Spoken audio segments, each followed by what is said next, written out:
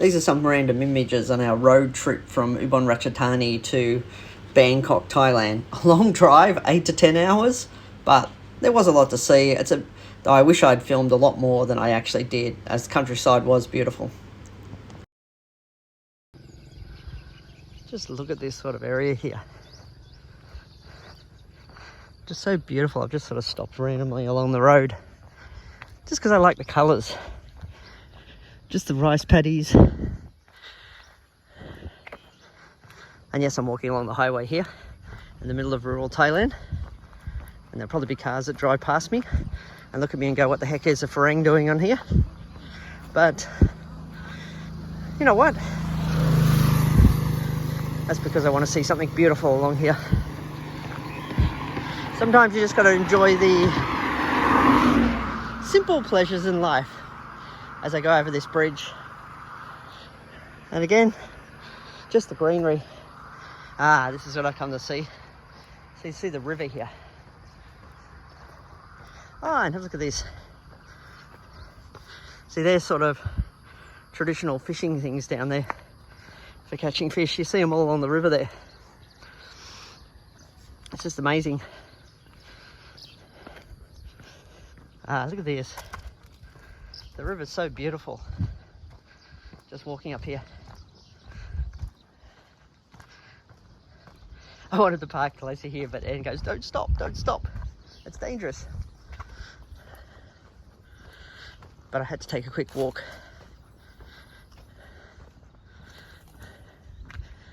Just because I want to enjoy the beauties of sort of travelling around. Look at these. I think they sort of pull them down that side and they lift these sort of nets to catch the fish. But it just looks really nice and beautiful, peaceful. Love to be just like throwing a fishing rod here and just enjoying myself, relaxing. I don't know what sort of fish you would catch along here. There was a few bridges like this with rivers and lakes as we were going along the back roads. We avoided the main highway most of the time because we wanted to see some of this sort of landscape and explore it a little. And from this bridge, it was very scenic. It was a lot of nice river, nice little farms around the area here. And these are just purely just random shots of this area. And I wish I'd stopped a lot more, but it was a bloody long drive. So I just stopped occasionally.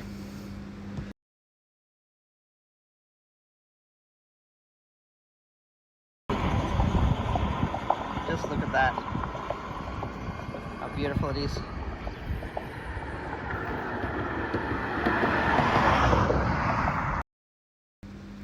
I was thinking when I was here, gee, I wish I had a fishing rod on me right now, because I just wanted to throw the fishing rod in, do a bit of fishing and see what I caught.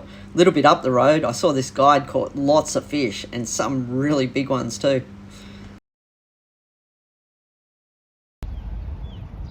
Just out in the middle of regional Thailand, we decided to go the side roads instead of the main highway, just because I wanted to see a bit about the life as it is. But yeah, you see some cows over there. I've seen a lot of buffaloes. It's beautiful, the landscapes. It's a bit dry here though.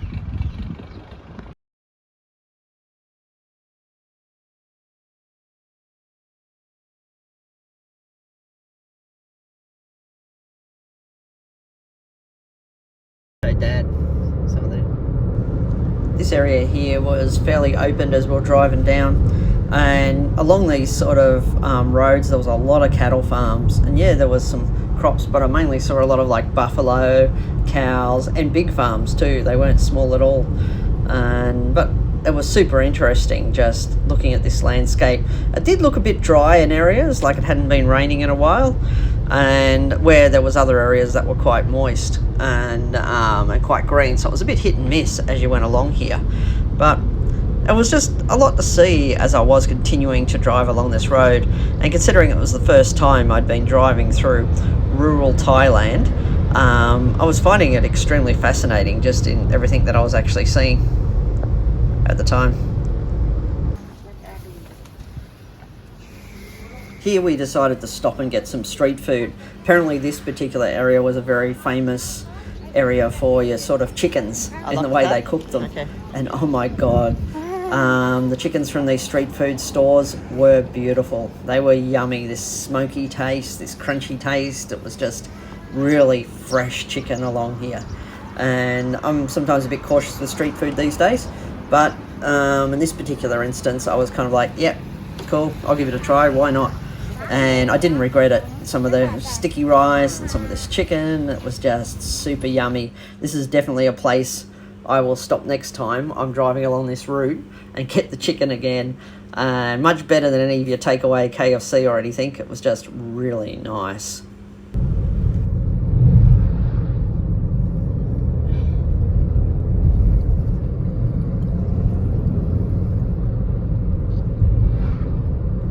Again, you can see this area was like super dry, and but it was still very interesting to see, just the open landscapes. And some of it probably did remind me a little bit of rural Australia in regards to the trees, in regards to the dryness. And but people seem to still be making a farm, making a living from the farm through their cattle, through their crops. And though there wasn't any fences here, so when you're driving along these highways, I sometimes think, got to be a bit cautious just in case the cattle decide to come walking out. Though I did notice that in some areas it was either people walking the cattle along, or they had some sort of rope on them, so they must have pinned them down the various areas. But yeah, no fencing here. As you can see as we go along the road here, they're just out in the open walking around. So if you go on the rural roads, do be careful, because there was a lot of occasions where several occasions there, even in the back roads, where we had to dodge cattle, people walking their cows up and down the road there. And so we were a bit cautious in some of the areas that we were actually driving because of this. And but yeah, it was interesting seeing all the cattle, all the buffalo, and apparently some of these full-grown cows are going for like 30,000 baht plus. And so if you look at how many some of these people had as we went along the road, you're going, that's a lot of money for local Thai people. They're just in the cattle alone. So here we were going through some of the towns, and this was just a quick snippet of what the streets look like in this particular town we're all passing through. You'll see one of the street signs we come up to, so it gives you an idea where we were at the time. And it's a really long drive, this drive, but I'm so glad I took the route, this route, rather than the route we took from Bangkok to Ubon Ratchathani. When we went from Bangkok to Ubon Ratchathani, we basically took the highway the whole way, where this was a bit more of a back route that took us through several Isan towns. And yeah, it was super nice. This next image you see of these sort of beehives, this honeycomb, it's apparently along the street they were selling all this honeycomb with the bees still in them inside the bags, as you can see when I do a bit of a close-up there. I thought it was going to be sweet and nice honeycomb, but really when I got it home, it was disgusting and I won't buy it again. And it was quite expensive, so maybe to the locals it's a bit of a delicacy and quite nice, but it was not like honeycomb I remember back in Australia, which is super sweet, super nice, gooey, all that sort of stuff. But here, nah, not nice at all. You always see interesting things when you're on the highway. And driving down, I saw this huge, big turtle structure. And I was going, what the heck is that about? Is that some sort of wildlife park or something like that? But when we drive by this big shell of a turtle, it was basically a hardware store selling building products. It's kind of like, I don't get where the turtle comes into that, but maybe it's just a big advertising thing to get people in, but still it was pretty cool. This area here that we're coming into, this is a massive highway. It passes a big dam area, and I'd love to come back here and explore this area. The big highway you see to the right here, it's not officially opened yet, and we're driving on a road that runs alongside it. But the architecture behind this is just awesome. Like, you look at just the structure, how big it is. This must have been a really expensive project of the Thai government. And when it opens up, I'm going to love to get on the road here and actually run down that highway and see what it's like to be driving along it. But I really want to stop and explore the dam area here and the hills area, because there seems to be a lot around here just on a scenic level. and so I'll have to go through the tourist stuff and see what really is available in this area and what I can do, whether it be camping, whether it be staying in nice hill hotels up in the hills, or whether there's something by the water I can do, or canoeing. I don't know, but I think I'm going to investigate that definitely for future. But just look at this highway here, it's just amazing.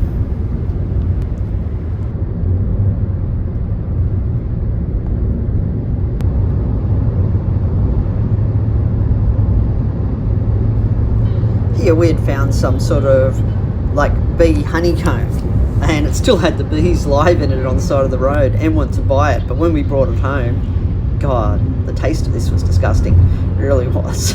It wasn't like honeycomb I remember back in Australia. But you're not going to know until you buy the stuff and try it. But it was interesting just seeing them selling this honeycomb with the bees still on it. But I suppose some people do eat bees in that here. And other sorts of insects in this country. But yeah, I probably won't buy this again. But it was still interesting. Should give a bit of a tip here on driving in Thailand as well.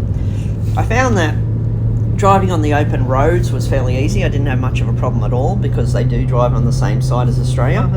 And yeah, following the lights, all that sort of stuff. I didn't have much problems at all driving on regional roads. It was fairly easy, good run. Even driving in Bangkok, it was just like driving in inner city traffic in Sydney, Australia. The only difference was, in Sydney you don't have a bunch of motorbikes to dodge. And people driving dangerously in the middle of the road, while the motorbikes driving dangerously in the middle of Bangkok. The other things that I faced several times going the regional roads rather than the highway, they had on Monday morning, there was just police everywhere doing license checks, doing registration checks on the highway, the Thai police. But I was pretty right, because one thing I was a little bit smart. Before I left Australia, I also got my hands on an international driver's license. I applied for one from Australia, so I had that document on me, and I was able to show that to the police every time they pulled me up, and they pretty much just looked at it, checked the paperwork, said all good, go. So they weren't too concerned about that. So I do recommend that if you haven't got a Thai driver's license, get an international driver's license before you leave your country to come here. There's a lot of service stations along the road, so you never actually have much of a problem getting around and filling up. Petrol stations, they tend to fill it up for you, so you pull over, you tell them how much you want in your tank, whether you want it filled up or the exact amount in baht you want, and they do that for you, and then you can pay by credit card or cash, whatever you like. But again, later in the video there, I do recommend the PTT service stations, and you'll always know them because you'll see a 7-Eleven sign connected to them, and they always have 7-Eleven attached to them. And they're the PTT with the service stations, with the 7-Eleven sign, they're the ones you want to stop at along the way. So that's where you're going to get all your nicks and knacks, your snacks, and there's also a bunch of other restaurants along there as well at these places. Random restaurants, but you always get the Amazon coffee, and the Amazon coffee is not bad if you need a good caffeine hit along the way there. And they do serve some other beverages as well, and some little snacks from the Amazon coffee shops. So yeah, I recommend you go to the PTT. Again, bring toilet paper to all those service stations because they just don't have it. And so that's just another tip with the service stations there. Don't expect to have toilet paper, so take it in yourself. Street markets. This area here that you see us passing, it was quite scenic up there, and that's what it looked like from the distance. And it's another place that I would like to come back to and actually look at, because there's just all these hills to the left of you, and you get to a certain stage in the highway further on where you're basically going through hills in a way. But yeah, I would really like to go beyond the farms and go up into those hills and see what's there, whether there be adventure stuff, and so there's some sort of adventure stuff that goes on up in the hills, and camping and other sorts of things. But yeah, I've got to make some time to get up there and look around, so out of my own curiosity, and also so I can do some good filming while I'm up there.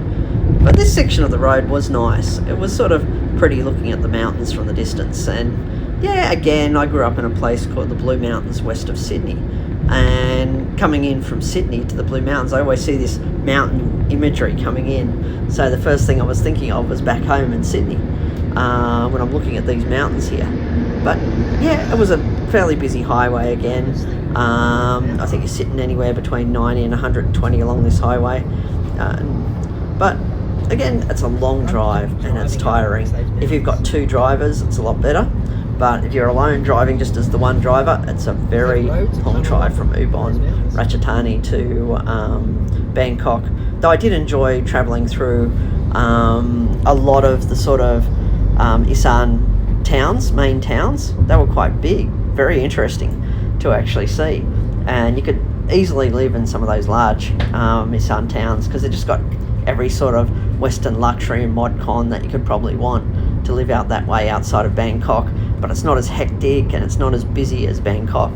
So if you're wanting that quieter lifestyle, going out towards Isan is actually, Isan area is really nice to live if you're into that sort of thing. If you do want to see real day-to-day Thai life outside of the tourist areas, go off the main highway. See if there's a back route that's an alternate route that's going back to Bangkok. Your GPS tends to work okay when you're going through the back routes, and because you get to go through all the quaint villages, the other main Isan towns, and you get to see like real day-to-day Thai life, and that's what I'm always really interested in. Yeah, the tourist stuff's great, and it's great to always have a bit of fun going around the tourist locations, taking photos and all that sort of stuff, but getting off the beaten track sometimes and really exploring just day-to-day Thailand and the little villages and that, and the little temples connected to them. It can be very interesting and fascinating just looking at lifestyle in Thailand, especially if you want to learn a bit about lifestyle and culture. And I was just lucky because I had Anne in the car explaining things to me as we were driving through, and I had her navigating for me, which made it a lot easier. And because she's Thai, of course, from Ubon Ratchathani.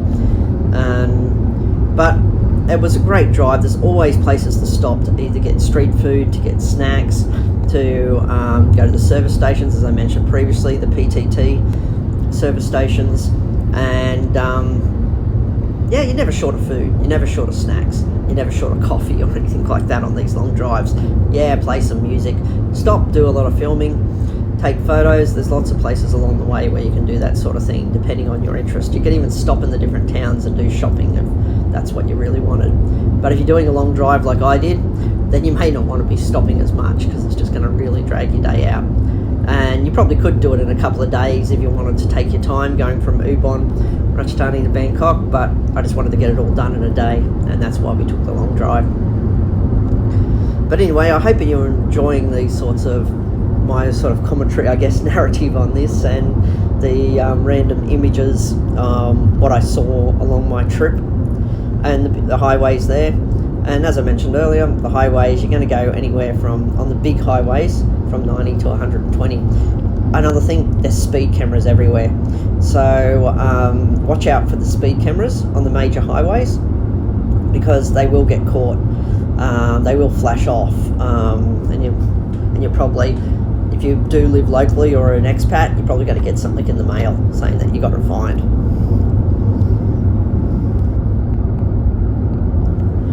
Out of all the driving, I love driving on the open roads. I love driving in the regional towns.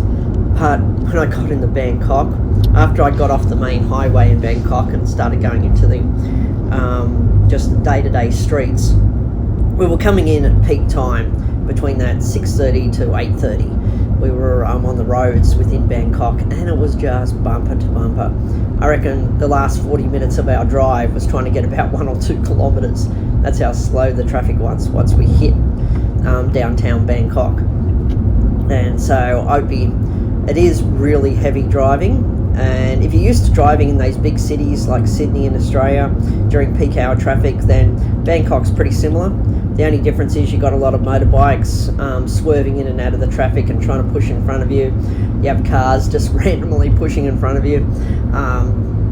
They don't tend to, I don't know whether they're following road rules or what, but you just got to really stay alert when you're driving, especially at night or during the day in the centre of Bangkok.